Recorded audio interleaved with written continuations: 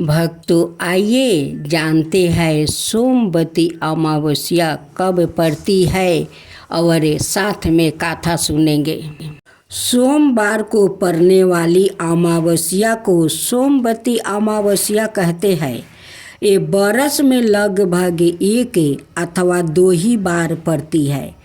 इस अमावस्या का हिंदू धर्म में विशेष महत्व होता है। विवाहित स्त्रियों द्वारा इस दिन अपने पतियों के शीघ्र आहु कामना के लिए व्रत का विधान है। इस दिन मौन व्रत रखने से सहस्त्र गौदान का फल मिलता है। शास्त्रों में इस अस्वास्थ्य प्रदक्षिणा व्रत के भी संज्ञा दी गई है।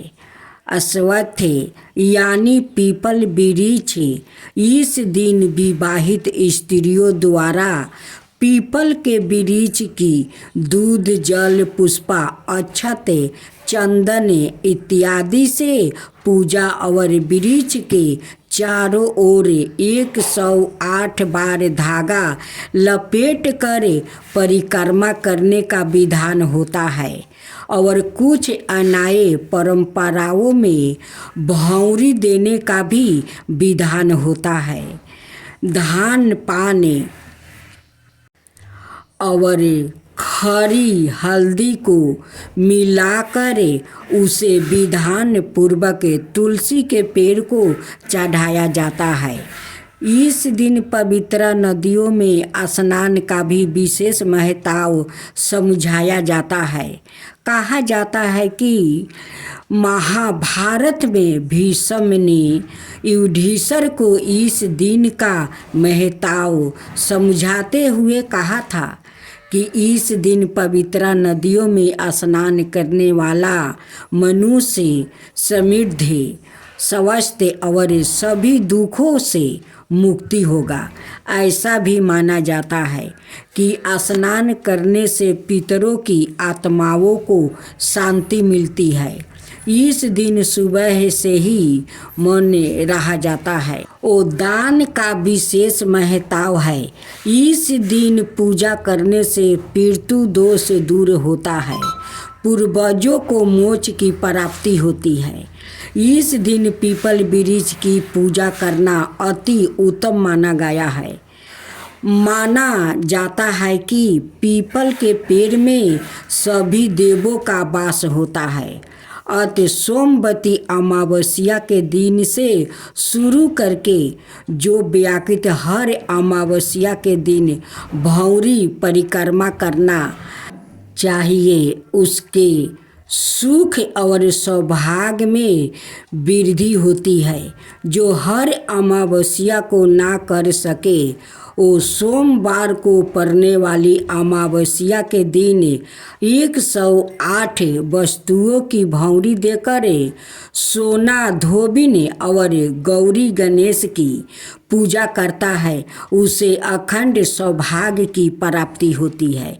पीपल के वृक्ष पर शनिवार को प्रातःकाल 1 लोटा जल में काले तिल फूल डालकर चढ़ाने एवं संध्या काल के समय सरसों के तेल का दीपक जलाने से शिव चालीसा हनुमान चालीसा शनि चालीसा का पाठ करने से मनुष्य के सुख और समृद्धि की सभी बंद द्वारे धीरे धीरे सवाए ही खुलने लगते हैं। पीपल के पेड़ की परिक्रमा करने से जीवन में सुख और शांति आती है। पति को दीर्घ आयु प्राप्ति होती है। जीवन में आने वाली कठिनाई दूर हो जाती है। पीपल के पेड़ के पास जाए, वहाँ पास में ही तुलसी भी रखे, उस पर दूध दही रोली चंदन अक्षत फूल माला हल्दी काला तिल चढ़ाए। पान हल्दी की गांठ और धान को पान पर रख कर तुलसी को चढ़ाए। पीपल के पेड़ के चारों ओर 108 बार धागा लपेटते हुए परिक्रमा करे।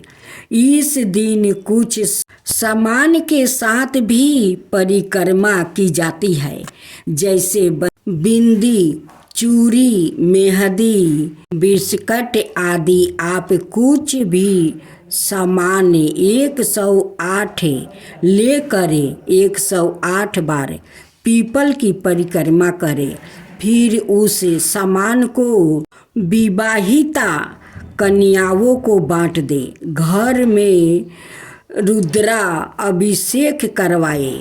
पूरी, खीर, आलू की सब्जी बनाकर पहले पितरों को अर्पण करे, फिर खुद ग्रहण करे।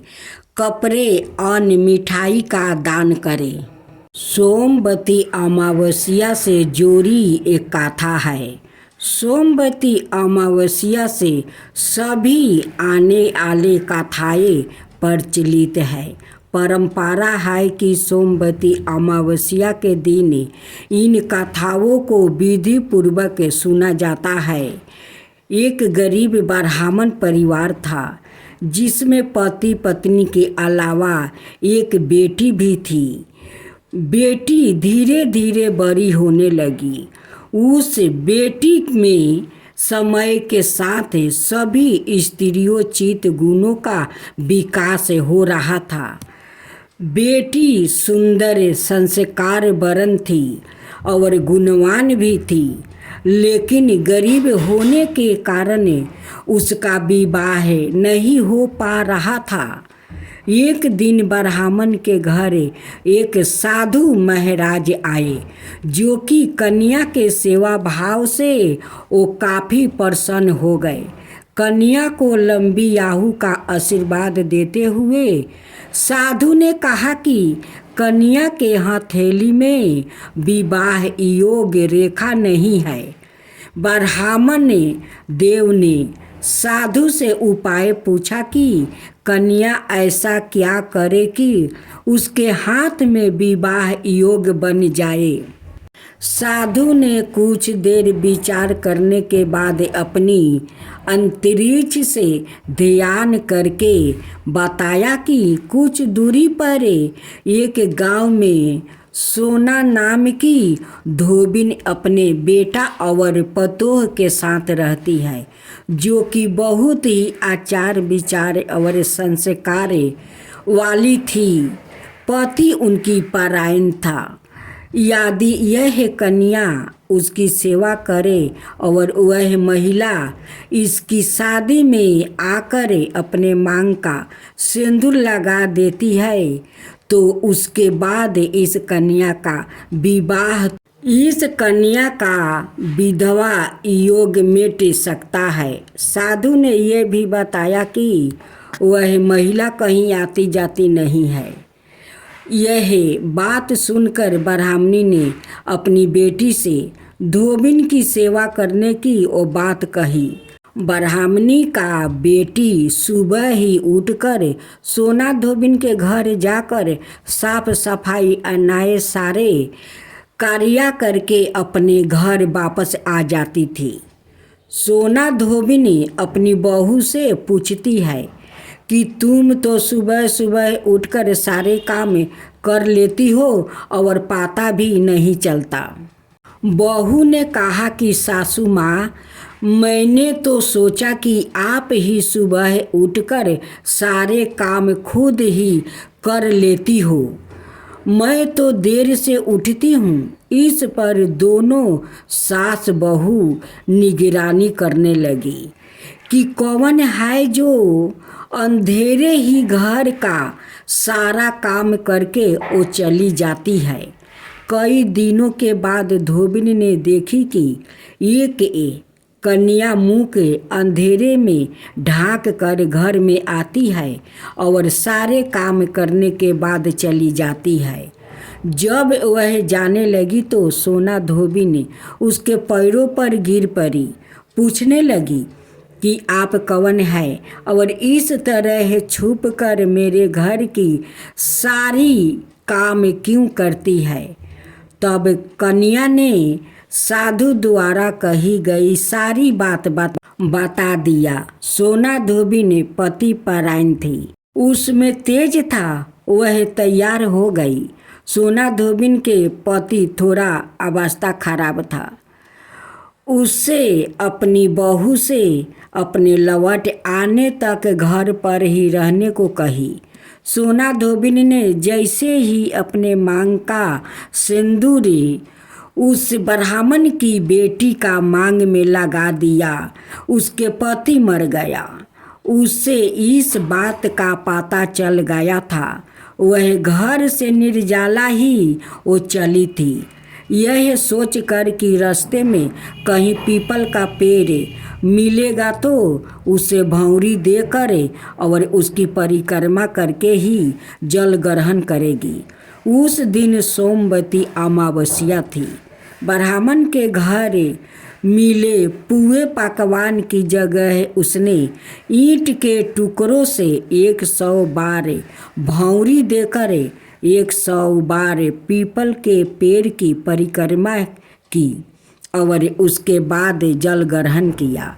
ऐसा करते ही उसके पति के मुर्दा शरीर में वो प्राण आने लगा। इसके बाद वो सुखी जीवन वो जीने लगी। अब काली माता की आरती। जय जय जय काली माँ, जय जय जय महाकाली, जय जय जय काली माँ, जय जय जय महाकाली। दुख हरने वाली, सुखी की देने वाली, दुख हरने वाली, सुखी की देने वाली। शुभ न शुभ को तूने मारा, चंड मुंड के अंत सहारा। काली रूप है तेज तुम्हारा, काली रूप है तेज तुम्हारा। भक्तन करे जो तारन तुम्हारा, जो भी माँ को शीश नवाता, जो भी माँ को शीश नवाता। काली कृपा से सुखी पाता, घंटा शंख बाजे अपारा। आरती माँ की करो हम सारा। जय जय जय काली माँ, जय जय जय महाकाली। दुख हरने वाली, सुखी की देने वाली। जय जय काली माँ, जय जय महाकाली। दुख हरने वाली, सुखी की देने वाली। जय जय जय काली माँ, जय जय जय